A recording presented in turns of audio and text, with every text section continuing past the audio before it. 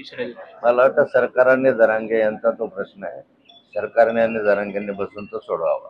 हो, आणखीन एक बंजारा देखील आणि वारंवार आम्ही ते भूमिका स्पष्ट केलेली की ओबीसी आरक्षणाला धक्का न लावता या ठिकाणी आरक्षण देण्याला कोणती हरकत नाही, परंतु ओबीसी मधलं जर आरक्षण कोणी चोरून घेत असेल तर त्याला नक्कीच आमचा विरोध राहील. जरांगे अल्टिमेटम देत आहेत 17 सप्टेंबर.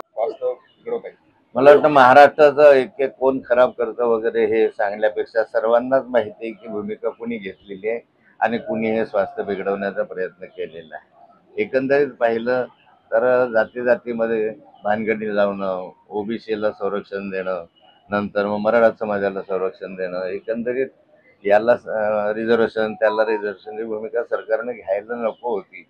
एक स्पष्ट भूमिका सरकारने घेतली असती ते वातावरण इतकं चिघळलं नसतं. वाघूर धरणाच्या डांबरीकरणाचे काम आपल्या कार्यकर्ता मिळावं म्हणून तुम्ही 3 वेळा फोन केले, त्यांना दमदाटी केली.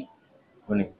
तुम्ही सुविजय पांढरे. मला वाटतं असेल तर त्याने भूमिका आपल्या दाखवावं त्या ठिकाणी. मी कोणत्याही याच्यामध्ये हस्तक्षेप कधीही केलेला नाही, नियमाच्या बाहेर मी कधी काम केलं नाही. आणि या कामांच्या संदर्भामध्ये सार्वजनिक मला वाटतं अँटी करप्शनची ओपन इन्क्वायरी झालेली आहे.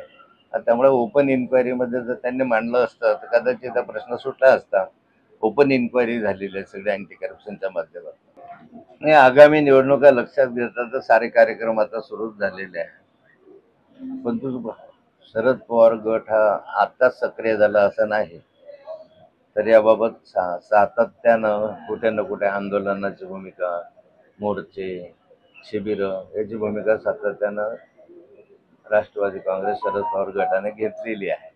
आणि त्याचाच एक भाग म्हणून या ठिकाणी या शिबिराचं आयोजन करण्यात आलेलं आहे. काय महाराष्ट्रामध्ये अलीकडचं जर चित्र पाहिलं तर जाती जातींमध्ये धर्माधर्मांमध्ये एक संघर्षाची भूमिका तयार झालेली आहे. आणि अलीकडे ओबीसीचं आरक्षण मिळावं म्हणून मराठा आंदोलन सुरू झालं. त्यानंतर बंजारा समाजाने एसटी मध्ये आरक्षण मागितलं, कोळी समाजाने महादेव कोळी वगैरे एसटीचं आरक्षण मागितलं, लिंगायत समाजाने आम्हाला वेगळा धर्म द्यावा म्हणून अशा स्वरूपाची भूमिका मांडली. एकंदरीत महाराष्ट्रामधलं सामाजिक स्वास्थ्य बिघडत आहे आणि हे स्वास्थ्य बिघडताना पाहून शरद पवार साहेबांनी या संदर्भातली भूमिका आपली स्पष्ट केली. हे सारं सारं एकत्र करणं, सामाजिक स्वास्थ्य टिकवणं ही महाराष्ट्राची गरज आहे आणि त्यासाठी सर्वांनी प्रयत्न करण्याची आवश्यकता आहे.